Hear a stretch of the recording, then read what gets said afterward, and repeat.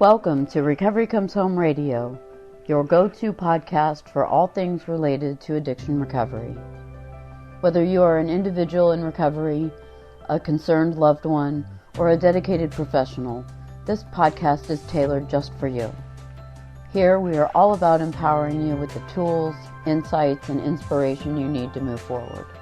So grab your headphones, tune in, and let's embark on this transformative journey together. Welcome, everyone, to another episode of Recovery Comes Home Radio. I'm your host, Adrienne Ticky, and this is where we help families impacted by addiction as they heal together. Today, I've got LaToya on with me. LaToya and I got connected earlier last year, and I just thought that she would be the perfect guest to bring on as a professional who really, she's a life coach. She utilizes a lot of coping mechanisms and techniques. She talks about trauma and triggers, dropping the emotional baggage. So I can't wait to dive in, LaToya.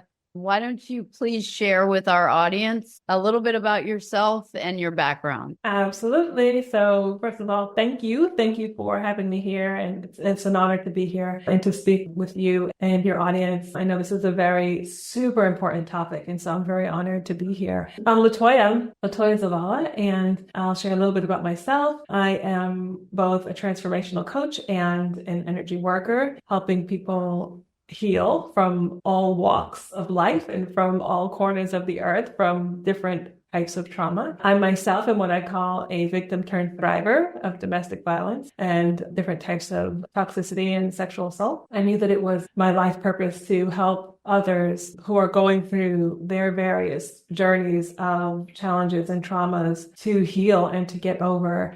And I know that it took a lot of different pieces and moving parts for me to get to my healing, not only conventional therapeutic methods. And so I knew that I wanted to be a part of the solution for other people who may have fallen through the cracks. I then went into ministry. My bachelor's, my master's is in theology. My postgraduate is in clinical pastoral education. And so all things spirituality and theology and really truly helping folks heal. I was a chaplain in the hospital for 2 years before I entered the Navy. So I was a Navy officer and Navy chaplain for 10 years and really felt the call to come out because I wanted to, although it was my joy and my honor to serve our military personnel, I really wanted to narrow in and focus and really have more direct contact with people healing. And so for years and years, I've been on the multidisciplinary teams to help people heal. I've been the catch. Hey, Zavala, we can't get to this person for another 4 months or another 2 months. Can you come in and help? Can you walk alongside as we do this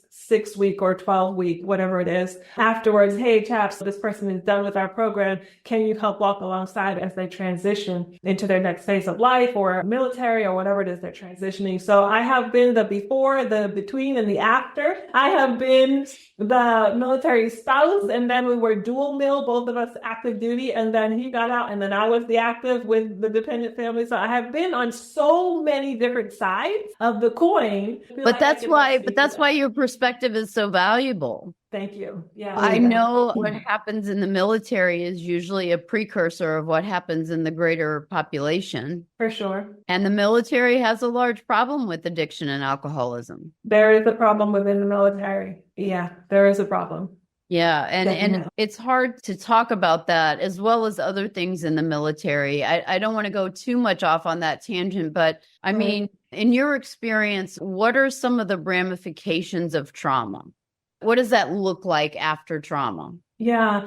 So the very first thing that I want to say, and this is really important for me, and it's really important for personnel who were in the military, who are in the military, who come from military families, or who have had any kind of trauma that could be similar. It's really important for you to hear this. And my question is always, who gets to define trauma, first of all, right? And I tell people, guess what? You don't even get to define trauma consciously because we have been so indoctrinated as to what's been trauma or what's really trauma or what's deep have you heard that? The little T or the big T. And you're like, exactly. And I'm like, what? So I trauma is trauma. Trauma is trauma. So I tell people who gets to define trauma is your subconscious. That's who gets to define. And how do you know that, right? Something has happened to you, an event, however it's deemed big or small, and your subconscious is going to start reacting to that, right? Your body is going to start reacting to that, whether it's having triggers or having new habits or having new eating patterns or having sleeping patterns, right? Or dreaming patterns, or your subconscious is going to start emanating through your body. Something has happened. And you might be like, oh, it wasn't that big. Oh, it wasn't that important. Oh, it wasn't that harsh, right? Consciously, you're telling yourself this. But your subconscious is saying a different story. You had a trauma. So that's number one, right? And so allowing ourselves to really accept that we have been through something and honoring yourself in that way that you have been through something. And so once we get through that, then you can really accept and really appreciate, and I'm using that word strategically, really appreciate all the things that actually are ramifications of the trauma and not just everyday life or something that came as a habit or a DNA. No, actually, these are ramifications. So all of the things that I mentioned physically, but then things that we think came with our personality. Sometimes we think we're procrastinators, or we think we're indecisive, or we think that we're self-sabotaging, or we think that we can't have sex, or we think that we can't love, or we think that we can't get into a deep relationship. All of these things that we think something's wrong with us, when in fact, many of these things are actually ramifications of trauma, right? And that's the person. Now we're not even talking about the friends and families and co-workers that are also affected and having ramifications, right? I'd like to think about it as, and I think you and I mentioned this when we were talking, secondhand smoke, right? We later discovered that people could get sick from your bad behavior. That's right. And so this is the same with trauma. There's secondhand, so to speak. And those people may not even realize that's why their eating patterns have changed. That's why they can't sleep. That's why they're having bad dreams. That's why these different things are happening. And so the ramifications are so broad and so variant. But I think the very first step is to realize, recognize, and appreciate we're going through something. Yeah. People around us are going through what we're going through. You can take a pause and not have to just immediately go run right out there and tackle it head on. You can take a pause. You can get yourself some strategies. And on that note, so if someone presents to you with severe trauma, what are the modalities and the solutions that you offer up? Sure. I appreciate so much that there are so many out there. The ones that I found that were super helpful for me, super helpful for my family, who was also experiencing trauma through the child that we adopted, that as we were experiencing our own type of trauma processing out of the military, what I found was super helpful for me was mindfulness, Reiki, and emotional freedom technique, also known as tapping, and deep meditation. Those three changed my life, changed my children's life, and changed my household life. And then therefore changed the life of my clients. I tried so fill your cup first. Fill your own cup first. Fill your own cup first. Yeah. Oh, what a big lesson. I didn't do that for years. It's going around and making sure everyone else is okay. And then you wonder why you're burnt out, and you wonder why you're stressed, and you wonder why your anxiety's through the roof. And it's like, oh gosh, I'm not taking care of me. And when we discover that, I love to tell people, particularly women, give yourself grace even for that, because that was also conditioning, right? We were conditioned to esteem others, make sure that you esteem others better than yourself, right? We've heard all the time, love your neighbor as yourself, but we only focus on the neighbor part and not the self part. And not the self. You're absolutely right.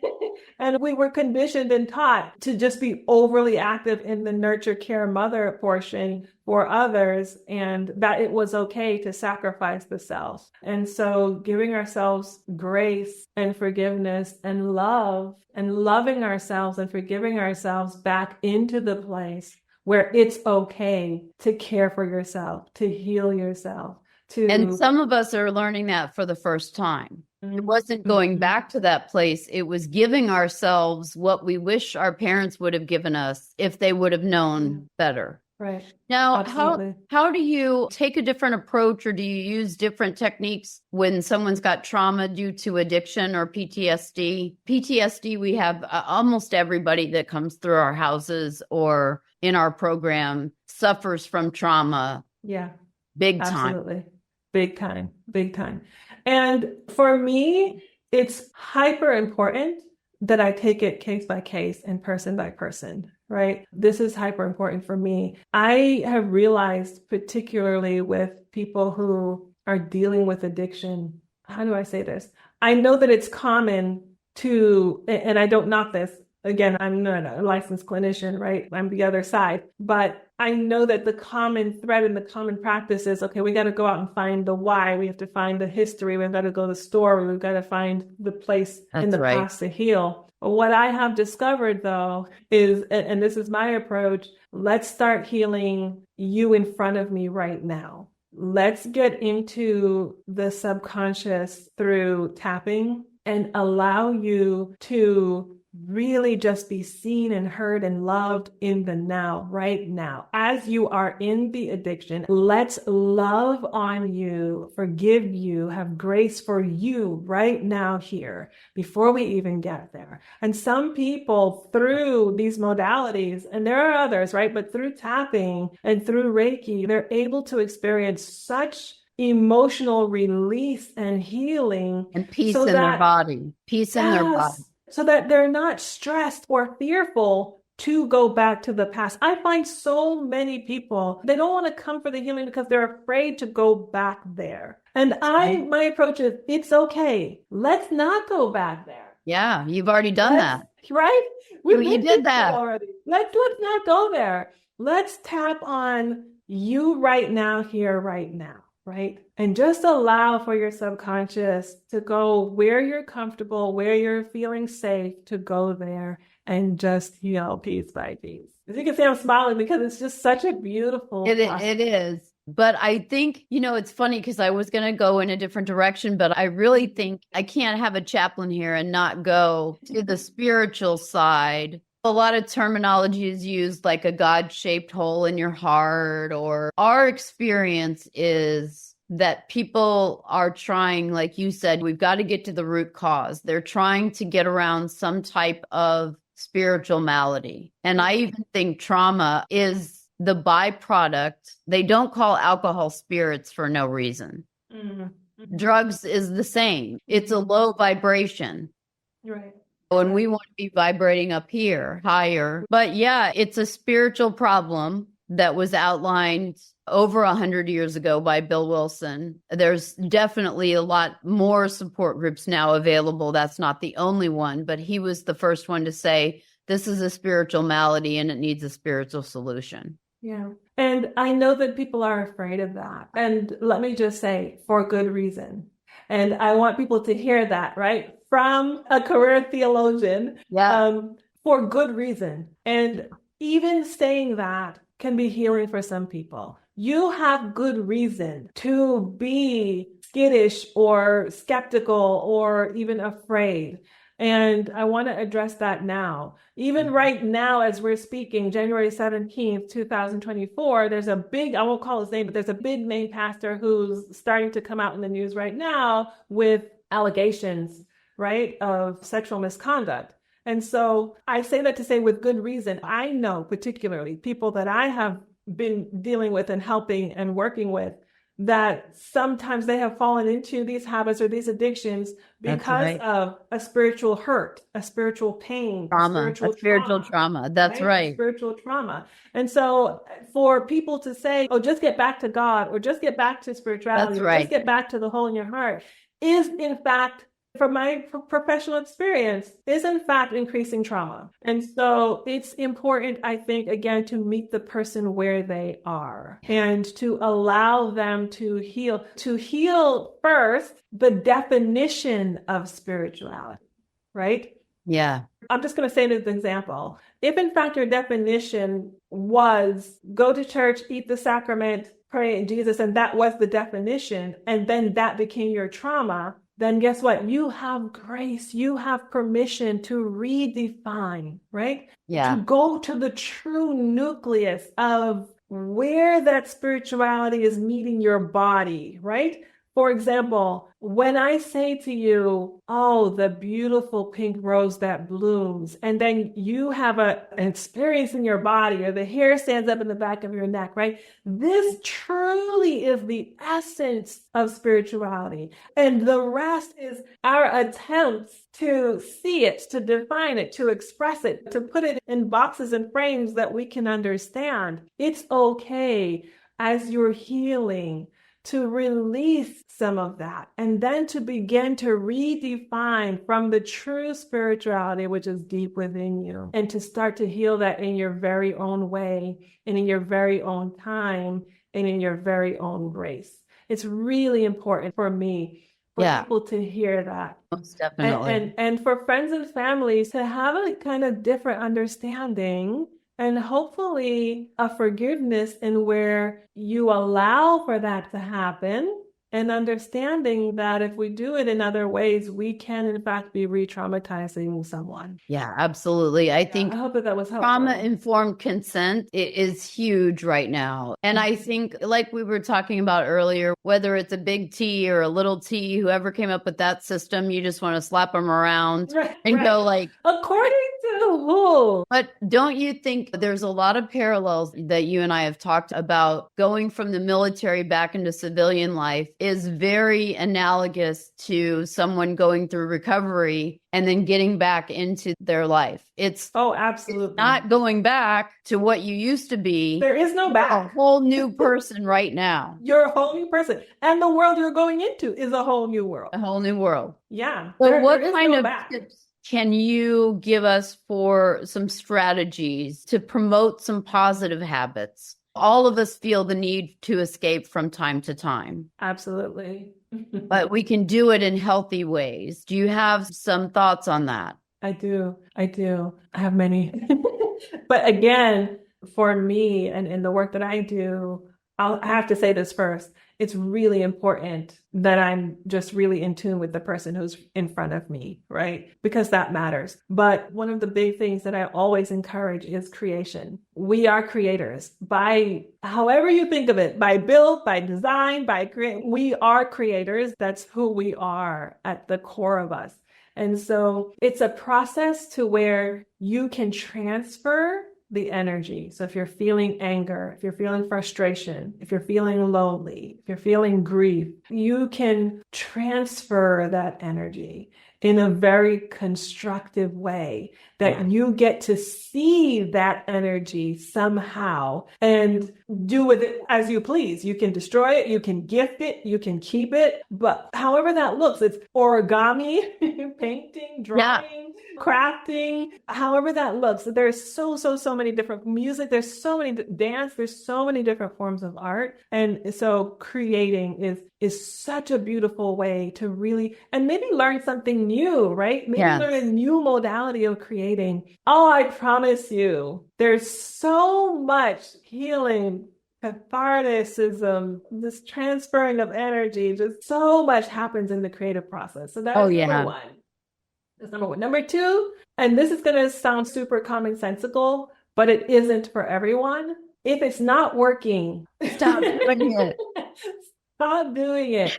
This is really important. Okay, coming from a military background, one of the major advice that they always give is go exercise, go to the gym, go run. But that isn't it for everyone. Right.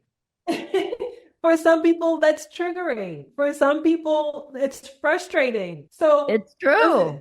If you've been going for a run for 2 weeks and it's only exasperating the stress, don't do it anymore. Yeah, I agree. Don't listen to what works for others. Don't do the can. Find right? what this works is the for can you. Solution. Yes. Yeah. And it might take some trial and error. Absolutely. Absolutely. And that's okay. And that's okay. That's okay. And that's okay. You've talked a lot about a multidisciplinary approach, and I think that's so important to highlight. Yeah. It's not a one size fits all or one size fits most. That's what's absolutely LaToya, the hardest thing about moving our business, not moving it because we still have an in-person facility, but getting it online, creating that community online and really reaching through the camera and getting into somebody's home and their psyche, it's been a transition. For sure. I can imagine. Because it takes all of us. I always say it takes a village to raise a child. And that's why I believe so much in multidisciplinary approaches. Yeah. Everybody, we can do a general treatment plan with some plug and play blocks. But at the end of the day, everybody's treatment plan is individual. Yes. 100%. Yeah. And they're 100%.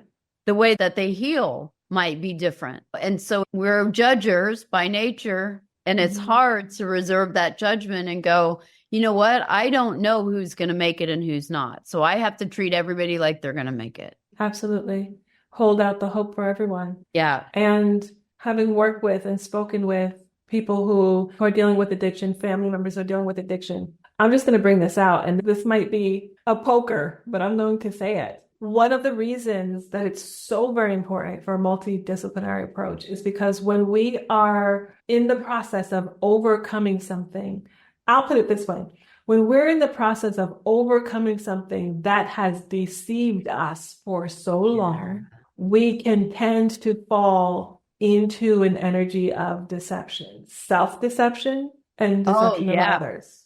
Have you heard of this quote by Mark Twain that says, it's easier to be deceived than to be convinced that you have been deceived? Right. Way easy to get into denial.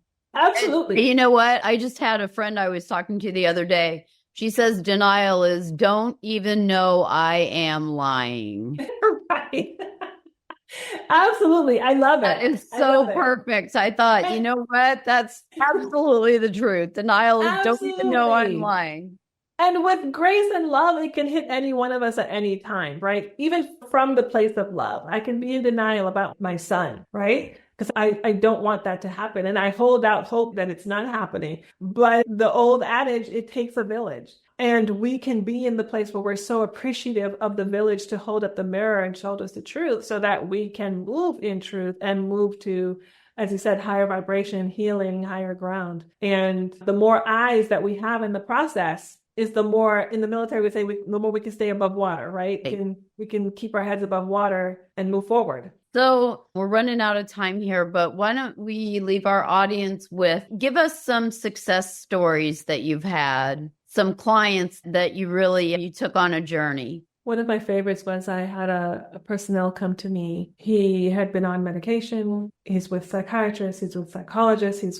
He's done the CBT. He's done almost every program the military could offer. He's at his wit's end. His interpersonal relationships are ending, and he's no longer functioning. And we're at the point where suicidal tendencies are repetitive. And as often happens, I think because of my unique perspective, I get contacted and it said, there's nothing else we can do. Wow. And we're pretty fearful for him. Would you please at least try? And I know that probably part of that was, this is our last attempt and we're really not expecting anything, but we got to do something. At least we got to say that we've exhausted all ends. Yeah, right. Been there. And I'm so very honored to be at that place. And so again, this is why it's so very important to me that it's case by case and it's not canned, do X, do B, do. I'm not that person and I don't believe in that. And so he comes and the first session was probably 85% silence because that's what he needed to sit in. He was so very delicate. And that I really had to teach him the words, okay, so when you're full, just say, I'm full. And he could say, I'm full. And then we would end the session. But there was just so much fluidity and grace and step by step and patience and time and just working in the modalities as we got to the place where it was safe for him. And we got to the place where he was functioning at his work again, looking into doing community service and redefining his purpose, which is a huge piece for people who are healing. Absolutely. Redefining his purpose. His partner and he are starting to working with some creation outside of work together. And our sessions started to be way more like talking and working and processing than it was silence and working in the tapping and working in. And so it was such a beautiful transformation. And I think that he is probably one of the most emotionally delicate, sensitive, scary place. Yeah. And it was just a beautiful transformation. And I honor that. Thank you for asking. Oh, that's wonderful. Yeah. Yeah. And we definitely intentionally put safety in every one of our lodge homes because I believe that you have to have safety in order to learn and heal and change and grow. Absolutely. Well, LaToya, it's been a pleasure talking to you again. You have such a great energy, and I know that this message is going to resonate with our audience. I'm going to, of course, put all of LaToya's information in the show notes, how you can contact her, how you can work with her. Please avail yourself of those resources. She's just a beautiful soul. And I thank you so much for your time today, sister. I hope Thank you. Thank you, sister. Thank you. I'm so grateful. Thank you. Thank you. Thank you for tuning in to Recovery Comes Home Radio. We hope that today's episode has provided you with valuable information and insights on the recovery process. Remember, you are not alone on this journey. Keep seeking support, practicing self-care, and moving forward one step at a time. Until next time, stay strong, stay resilient, and stay humble. Hope lives here.